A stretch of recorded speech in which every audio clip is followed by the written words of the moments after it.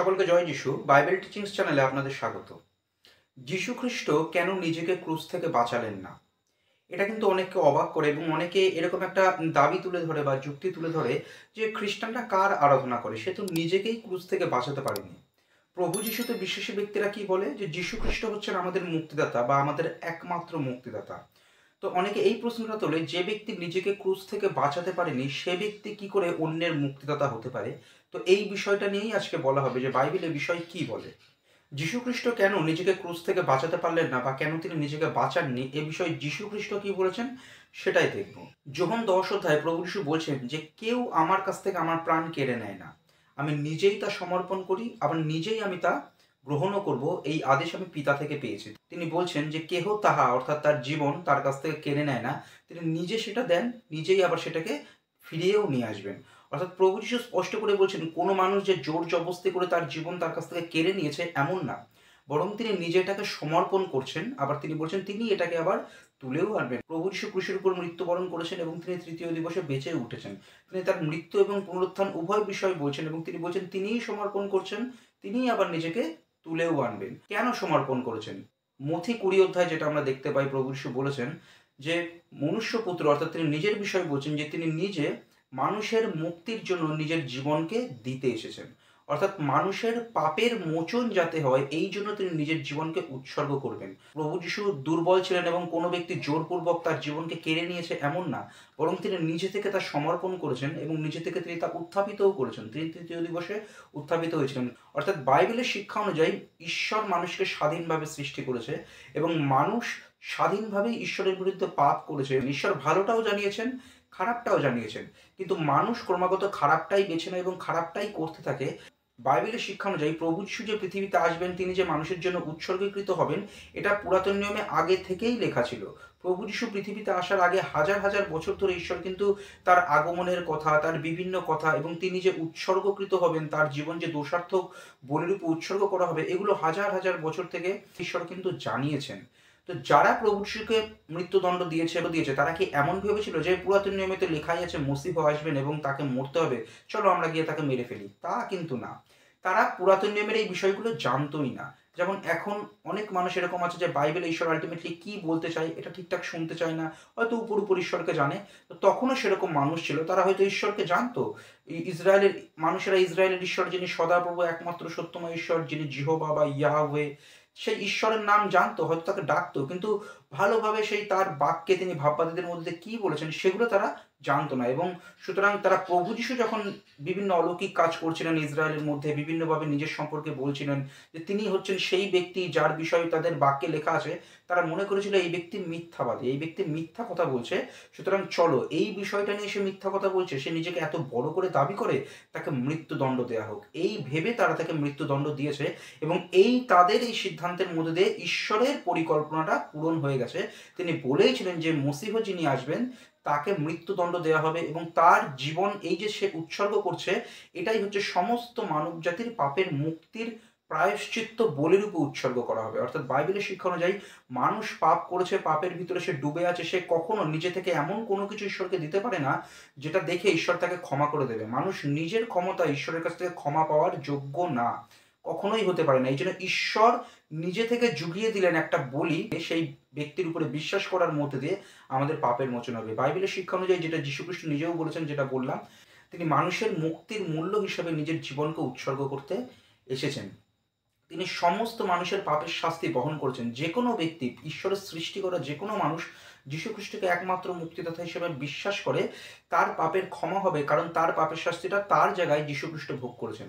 কারণ ঈশ্বর যদি মানুষ যে পরিমাণ শাস্তি পাওয়ার যোগ্য সেই পরিমাণ শাস্তি যদি মানুষ ঈশ্বরকে দেন, তাহলে মানুষ কোনোদিনই ঈশ্বরের কাছে উপস্থিত হবে না এবং ঈশ্বর চান মানুষ ঈশ্বরের কাছে উপস্থিত হোক। এই জন্য তিনি নিজে মানসিকভাবে পৃথিবীতে আসলেন। ঈশ্বরের পুত্র যীশু খ্রিস্ট, যিনি পিতার সাথে সমান, যিনি ঈশ্বর, পিতা ও পুত্র ও পবিত্র আত্মায় এক সত্তা, এক ঈশ্বর। পিতা যীশু খ্রিস্টকে, যাকে পুত্র ঈশ্বর বলা হয়, তাকে মানুষের মতো জন্ম দেননি বা সৃষ্টিও করেননি। এক ঈশ্বরীয় সত্তায় অস্তিত্বশীল প্রথম ও দ্বিতীয় ব্যক্তিত্বের মধ্যে প্রেমের সম্পর্ক বর্তমান, এবং সেটা কেমন প্রেমের সম্পর্ক? বাবা ও ছেলের মতো। এই জন্য প্রথম ব্যক্তিকে পিতা, দ্বিতীয় ব্যক্তিকে পুত্র বলা হয়। পিতা ঈশ্বর, পুত্র ঈশ্বর, তৃতীয় ব্যক্তিত্ব হচ্ছেন পবিত্র আত্মা ঈশ্বর। পিতা পুত্র পবিত্র আত্মায় এক ঈশ্বর। পিতাও পুরোপুরি ঈশ্বর, পুত্র যীশুখ্রিস্টও পুরোপুরি ঈশ্বর, পবিত্র আত্মাও পুরোপুরি ঈশ্বর, এবং তারা এক ঈশ্বর, এক সত্তা। পিতা ইয়েহোবা, পুত্র ইয়েহোবা, পবিত্র আত্মা ইয়েহোবা বা জিহোবা, এবং তারা তিনে এক ইয়েহোবা, এক সত্তা। অর্থাৎ ঈশ্বর নিজে মানসিকভাবে পৃথিবীতে এসেছেন, তিনি আমাদের শাস্তিটা ভোগ করেছেন। যতজন তাকে একমাত্র মুক্তিদাতা হিসেবে বিশ্বাস করে সে পাপের মোচন প্রাপ্ত হয়। যীশুখ্রিস্ট আমাদের জন্য নিজের জীবনকে উৎসর্গ করেছেন। অর্থাৎ যীশুখ্রিস্ট নিজে দুর্বল ছিলেন, এই জন্য তিনি নিজেকে বাঁচাতে পারেননি এমন না। প্রভু যীশু তো কত অলৌকিক কাজ করছেন, তিনি তো মৃতদেরও জীবন দিয়েছেন, তিনি তো বাঁচাতেই পারতেন, কিন্তু তিনি ঈশ্বরের প্রেমটাকে প্রকাশ করছেন। ঈশ্বরের প্রেমটা এত বৃহৎ, মানুষ তাদের দুষ্ট চিন্তায়, পাপ চিন্তায় এতটা ঘৃণার হয়ে একটা কাজ করলো, কিন্তু ঈশ্বর সেই কাজটাকে মানব জাতির মুক্তির একমাত্র পথ হিসাবে খুলে দিলেন, যে এই ব্যক্তির অর্থাৎ যীশুখ্রিস্টের মৃত্যুই হচ্ছে আমাদের পাপের জন্য একমাত্র প্রায়শ্চিত্ত বলি। এবার প্রশ্ন আসবে, যীশুখ্রিস্ট পৃথিবীতে আসার আগে মানুষরা তাহলে কি করে পাপের ক্ষমা পেয়েছে? আমরা আজকে বিশ্বাস করি যে মুক্তিদাতা এসেছিলেন এবং তিনি আমাদের জন্য মুক্তির কর্ম করেছেন, অর্থাৎ নিজেকে উৎসর্গ করেছেন, এবং তাকে বিশ্বাস করার মধ্যে দিয়ে আমাদের পাপের ক্ষমা হচ্ছে, ঈশ্বরের সাথে আমাদের সন্ধি হচ্ছে, আমরা অনুগ্রহ পাচ্ছি, আমরা পবিত্র আত্মা পাচ্ছি, আমরা পরিত্রাণ পাচ্ছি। তো যীশুখ্রিস্ট পৃথিবীতে আসার আগে মানুষ কি ভাবতো? যে মুক্তিকর্তা আসবেন এবং মুক্তির কাজ করবে। প্রভু যীশু পৃথিবীতে আসার আগে মানুষেরা যে এটা জানতো না যে এক মুক্তিদাতা আসবে, তা না। বাইবেলে স্পষ্টরূপে দেখানো হয়েছে যে ঈশ্বর এক প্রথম নরনারী আদম হবার কাছেও মসীহ সম্পর্কে ভবিষ্যৎবাণী দিয়েছেন। তারপরে তিনি যুগে যুগে মসীহের ভবিষ্যৎবাণী দিয়েছেন যে মুক্তিকর্তা আসবেন। আমরা বিশ্বাস করি তিনি এসেছিলেন, প্রভু যীশু আসার আগে মানুষেরা বিশ্বাস করতো তিনি আসবেন। অর্থাৎ মসীহকে বিশ্বাস করার মধ্য দিয়েই মানুষ পাপের মুক্তি পায়, পাপের ক্ষমা পায়। প্রভু যীশু আরো কি করেছেন আমাদের জন্য? তিনি সমস্ত মানুষের হয়ে ধার্মিকতার জীবনযাপন করেছেন। মানুষ কখনোই এত পবিত্র হতে পারে না যে ঈশ্বর তাকে নিজের রাজ্যে গ্রহণ করে নেবে। প্রথমত মানুষের পাপ তো আছেই, সেটা শাস্তি হওয়ার প্রয়োজন, এবং মানুষ যদি একটা দুটো পাপ করে এরপরে অনেক পবিত্রতার কাজ করে এবং করে যে ঈশ্বর তাকে গ্রাহ্য করে নেবেন, এমন হতে পারে না। বাইবেল বলে মানুষ কোনোদিনই এত পবিত্র হতে পারে না যে ঈশ্বর তাকে গ্রহণ করবেন। এই জন্য তাহলে মানুষের ভিতরে ধার্মিকতা কোথা থেকে আসবে, পবিত্রতা কোথা থেকে আসবে? এটা প্রভু যীশু যোগাচ্ছেন।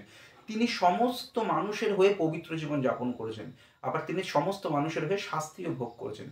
যে ব্যক্তি যীশুখ্রিস্টকে একমাত্র মুক্তিদাতা হিসেবে বিশ্বাস করে, যীশুখ্রিস্টের ধার্মিকতা সে পায় এবং যীশুখ্রিস্টের নামের গুণে পাপের মোচন সে পায়, তখন পিতা ঈশ্বরের সাথে তার সন্ধি হয়। অর্থাৎ ঈশ্বরের সাথে যে এই বিচ্ছেদ পাপের কারণে, অধার্মিকতার কারণে, যীশুখ্রিস্টে বিশ্বাস করার মধ্যে দিয়ে এই বিচ্ছেদটা সরে যায়, এবং সেই ব্যক্তিকে, সেই বিশ্বাসী ব্যক্তিকে ঈশ্বর তার আত্মা দেন, এবং সেই বিশ্বাসী ব্যক্তির আত্মাকে পবিত্র আত্মা দ্বারা তিনি মুদ্রাঙ্কিত করে দেন, এবং সেই ব্যক্তি ঈশ্বরের রাজ্যে উপস্থিত হবেই।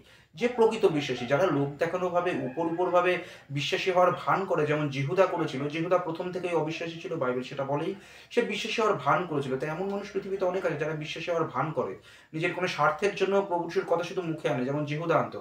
অনেকে ভুলভাবে প্রভু যিশুর উপরে বিশ্বাস করে যে প্রভু যিশু ঈশ্বর না, প্রভু যিশু এরকম ওরকম, কিন্তু বাইবেল যেভাবে বলে ওইভাবে প্রভু যিশুর উপরে যারা প্রকৃতরূপে বিশ্বাস করে তারা পরিত্রাণ প্রাপ্ত হয়েছে।